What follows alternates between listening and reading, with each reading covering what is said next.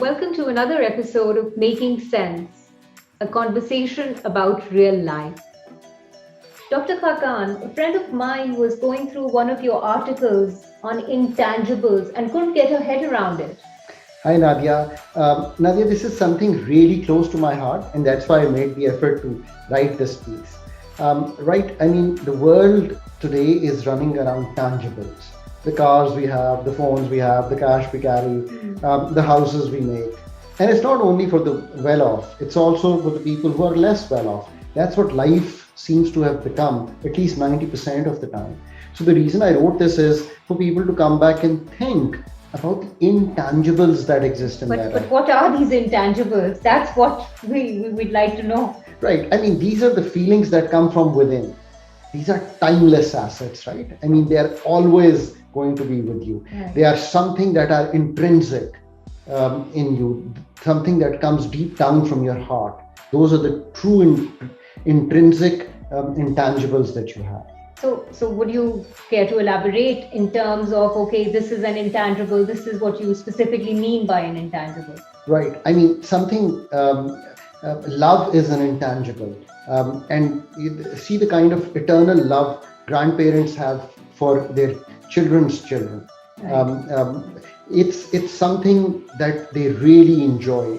It makes their life worth living at that time. Then sixth sense, when you're growing up, when you're making decisions, what you call the gut today, your gut feeling, or even the common sense. Which is very uncommon, by the way. And absolutely, and that's why many of the decisions people take Yeah. don't make sense to you. So to make sense out of life's decisions, I mean, simply developing good common sense is an intangible. The gut feeling that you develop in real life encounters where you can say something and where not to say something. I mean, I always tell Ryan, my son, it's equally important to know when not to say something. It's not always that you need to talk. That's the kind of gut feeling that you should have.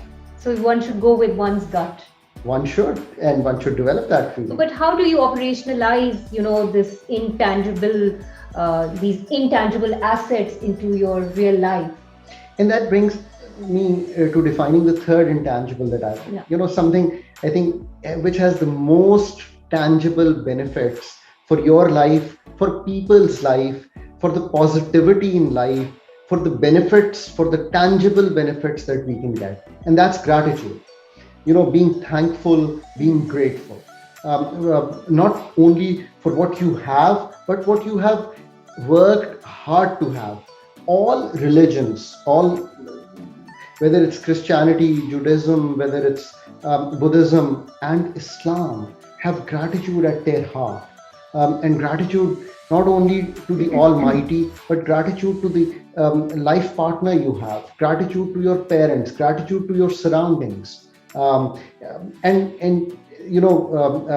of our friends with whom we have a quarterly dinner once said that I talk about these intellectual ideas because I've been brought up in such an atmosphere. Absolutely true. But everyone has something to be grateful for. The very basic things, and that's how you build on them.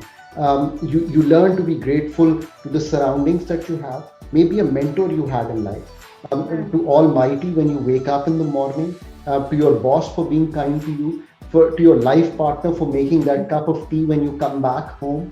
And if you go with that kind of feeling, lots of positivity, you will have a better day, the society would be better, and life itself would feel better. So these intangibles have an impact on our life. They have a very tangible impact. They bring not only happiness to you, they bring peace to you. And that's the most eternal thing one can aspire for. Right. I'll end this conversation on a quote from your very article, and I'll read it out. In a world of media frenzy, glamour, and greed, these intangibles are a blessing, touching our hearts with tenderness and care, and minds with a soothing sense of peace. If you live in this world of intangibles and you start believing that stuff can come from within you, if you look inside you, life would not only have a lot of peace, but really they balm the envy that human beings have, something that's also inherent in us. And that's why I wrote this piece. I think it's a lovely piece. We have a lot to learn from you. Thank you once again for joining us, Dr. Always good Prasanth. to see you, Thank you. Nadia.